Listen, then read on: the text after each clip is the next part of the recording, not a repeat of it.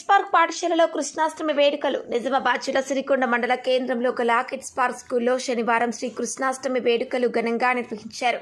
చిన్నారులు శ్రీకృష్ణుడు గోపికల వేషధారణలు ధరించి ఉట్టి కొడుతూ నృత్యాలు చేస్తూ అలరించారు. చిన్నపిల్లల ఆటపాటలు వారు చేసిన అల్లరి అందరినీ ఆకర్షించాయి.